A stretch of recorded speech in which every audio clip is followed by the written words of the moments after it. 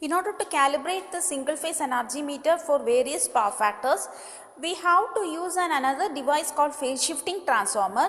That device is actually used for changing the power factor. You can see the phase shifting transformer here,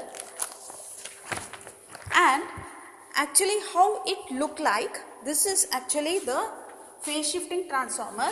You can see the diagram here. So the connections are given, the input is given here, and you are taking the output from this portion. Knobs are provided. There is a handle here.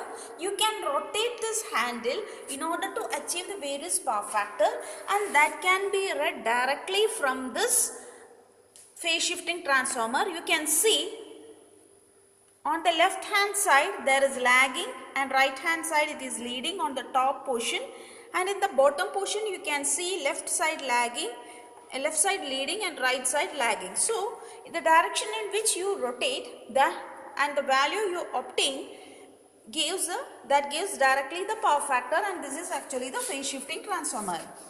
Now this is the circuit used for performing the experiment.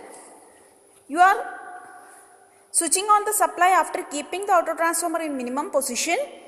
Then you set the pointer of the phase shifting transformer to the unity power factor position, and you apply a certain voltage by adjusting the second transformer. Second transformer is, you can see this second transformer.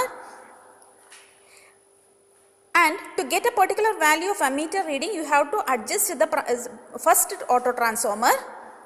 Then you take the time for 5 revolutions in the energy meter reading, energy meter. Now for another power factor, you rotate the knob of this phase shifting transformer, set a particular value of power factor, say 0.8 lag or 0.8 lead, and repeat the experiment. After noting down all the values for various power factors, the ammeter reading, wattmeter reading, there is a time for 5 revolutions, etc. Plot the error curve for particular or for different power factors. This is a tabular column. Actual energy is given by W into T divided by 3.6 into 10 raised to 6. N by N gives a recorded reading, and percentage error can be calculated.